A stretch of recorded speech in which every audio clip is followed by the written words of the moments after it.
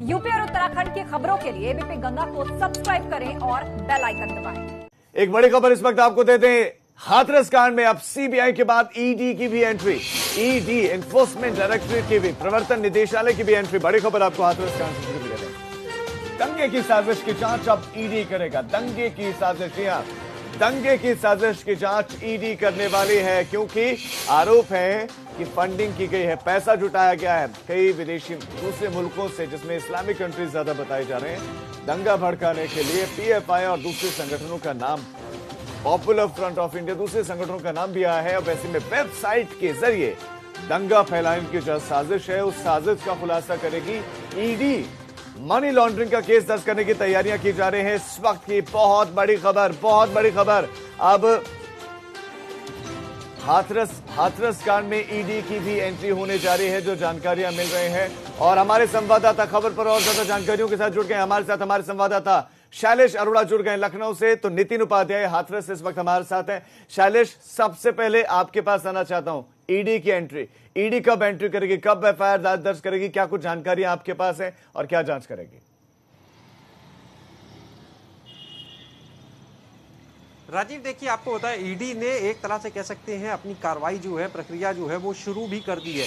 और अब ईडी जो है वो 4 बिंदुओं पर मुख्य रूप से जांच करेगी। पहला ये कि जो वेबसाइट थी उसका डोमेन किसने खरीदा। दूसरी चीज, उस डोमेन के लिए जो ईमेल आईडी थी, पास और मोबाइल नंबर था, वो किसका था, कौन सा नंबर था जो इस्तेमाल किया गया। तीसरा, उस फंड, उसके नाम पर जो पैसा था वो कहां से आया और इसके बाद उस पैसे को कहां खर्च किया गया। इन सारे पहलुओं पर ईडी अब अपनी जांच करेगी और उसके बाद जो prevention of money laundering act है उसके तहत इस मामले में मुकदमा दर्ज किया जाएगा और जो भी दोषी मिलेंगे, मानिए उसमें 7 साल तक की सजा का प्रावधान भी है। और इसी के तहत अब ईडी अपनी जांच को हर तरफ देखेगी, क्योंकि इस वेबसाइट का जो इस्तेमाल था वो कहीं ना कहीं जातीय दंगे भड़काने के लिए किया गया। आखिर वो वेबसाइट जो थी वो क्रिएट कैसे हुई, कहां से हुई, डोमेन किसने परचेज किया, ये सारी चीजें लेने के बाद पैसा जो आया वो आया कहां से, किसने लिया, किसने कहां तक पहुंचाया, ये सारे जो पहलू है, यानी जो अंतिम लाभार्थी था उस पैसे का वो कौन था, इन सारी चीजों की ईडी की जांच करेगी। लेकिन शैलेश, पीएफआई संगठन के 4 संदिग्ध गिरफ्तार किए गए, इनके पास से बहुत सारी चीजें मिली हैं। अब क्या शुरुआती पूछताछ में इन्होंने बताया कि क्या इरादा था, कैसे लोगों को बरगलाने का काम करने वाले थे, या कैसे ये दंगा भड़काने वाले थे, किस किस का सपोर्ट इनको मिला था, क्या कुछ इन्होंने बताया शुरुआती पूछताछ में? देखिए, कल रात में इन लोगों को पकड़ा गया और अभी भी जो पूछताछ है वो इनके साथ में जारी है। बहरहाल जो शुरुआती पूछताछ है और जो चीजें इनके पास से बरामद हुई हैं, लैपटॉप या जो आपत्तिजनक सामग्री बताई जा रही है जो इनसे बरामद हुई है, उसके आधार पर इस वेबसाइट से भी इनका कनेक्शन मिल रहा है। जो 4 लोग, इनमें 3 लोग तो उत्तर प्रदेश के ही हैं और अब इन सभी लोगों से ये पूछताछ की जा रही है कि आखिर इनको कहां से फंडिंग हो रही थी। ये जो दंगे भड़काने की बात आ रही है, जातीय दंगे भड़काने के लिए, उसके लिए किसने फंडिंग की थी, ये तफ्तीश की जा रही है। हाथरस की तरफ वो लोग जा रहे थे तो आगे क्या योजना थी, क्योंकि वेबसाइट की जो योजना थी उसको बिल्कुल धराशायी कर दिया गया, सरकार ने पकड़ लिया। जो जांच एजेंसियां हैं उन्होंने वेबसाइट को ट्रेस कर लिया। उसके बाद इनका आगे का प्लान क्या था, आखिर वो हाथरस क्यों जा रहे थे। हाथरस जा रहे थे, मालूम था कि इतनी कड़ी व्यवस्था, ऐसे में उनका क्या प्लान था, आखिर कैसे वो लोगों को वहां पर इन हालात में भड़काते, इतनी लोगों से, इतनी सुरक्षा एजेंसियों से बचते हुए। तो ये सारे सवाल हैं जिनके बारे में अभी पूछताछ होगी और ये भी जांच करेगी कि पैसा कहां से आया, किसको दिया गया, आईपी एड्रेस क्या था, वो शख्स कौन थे, सारी जानकारियां। और दूसरी तरफ पीएफआई के जो 4 संदिग्ध गिरफ्तार किए गए उनसे पूछताछ चल रही है। अब शुरू करते हैं हाथरस का। नितिन उपाध्याय हमारे संवाददाता हाथरस से हमारे साथ जुड़े हुए हैं। नितिन, आज भी पॉलिटिकल गतिविधियां बताया जा रहा है कि रहेंगी, कौन कौन सी पार्टी आने वाली है, किस तरह की सुरक्षा व्यवस्था है। और दूसरा सवाल ये कि जो एसआईटी जांच कर रहे हैं, 7वां दिन है जांच का, एसआईटी की टीम क्या हाथरस में ही है या रवाना हो चुकी है, अपनी जांच उन्होंने पूरी कर ली है या नहीं कर ली है, कब तक अपनी रिपोर्ट अब शासन को सौंपेगी एसआईटी?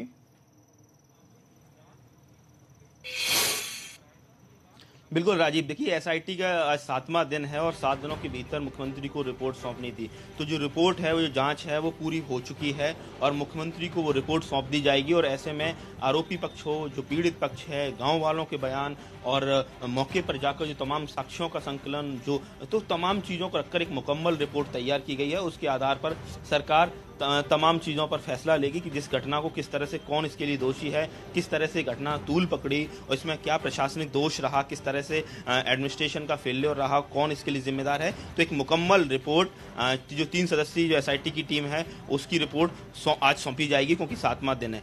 इसके साथ ही आज पूरे दिन राजनीतिक दलों का जो गहमा गहमी है अपेक्षाकृत आज कम रहेगा। अभी तक लगातार जिस तरह से हाथरस ट्रेंड कर रहा था, हर कोई सामाजिक सोशल ग्रुप्स हों या पॉलिटिकल पार्टीज के नुमाइंदे लगातार आ रहे थे, आज भी आ रहे हैं, लेकिन उस स्तर पर नहीं है। मैं एक बार तस्वीरों के जरिए दिखाना चाहता हूं कि जिस तरह से जो जमाने में पूरा छावनी बना हुआ था, अब इक्का दुक्का पुलिसकर्मी नजर आ रहे हैं। तो आप समझ सकते हैं इससे कि किस तरह से जो स्थिति है वो पहले बैक टू नॉर्मल हो रही है। जो गांव में गतिविधियां भी सामान्य हो रही हैं, जो किसान हैं, जो ग्रामीण हैं, वो भी निकल पा रहे हैं, आ जा रहे हैं, खेती कर पा रहे हैं। क्योंकि कुछ दिनों तक तो ऐसा लग रहा था कि पूरा गांव ही बंधक बना हुआ है।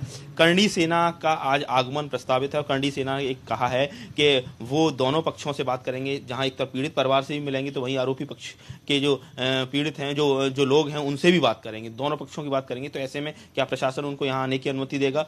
इसके साथ ही वामपंथी दलों के सीपीआईएम के जो सीताराम येचुरी हैं, सीपीआई से डी राजा और तमाम जो कम्युनिस्ट पार्टीज का एक डेलीगेशन है, वो आज यहाँ आना प्रस्तावित है। वो पीड़ित परिवार से मुलाकात करेगा, उनका दर्द को साझा करेगा, तमाम चीज़ों की को समझेगा और उस पर अपना बयान जारी करेगा। तो कुल मिला के कहा जाए, लगातार राजनीति हो रही है। अब जिस तरह से तमाम एक के बाद एक चौंकाने वाले खुलासे हो रहे हैं, जिस तरह से साजिश की बड़ी बुनियाद चल रही है नितिन, लेकिन जो बड़ा सवाल है वो सवाल अभी भी बना हुआ है और वो सवाल जुड़ा हुआ है जिलाधिकारी से। लेकिन न जिलाधिकारी सामने आ रहे, न जिलाधिकारी पर किसी तरह की कोई कार्रवाई हो रही है। आखिर कार्रवाई से क्यों बचा जा रहा है और जिलाधिकारी क्या अब सामने आए हैं?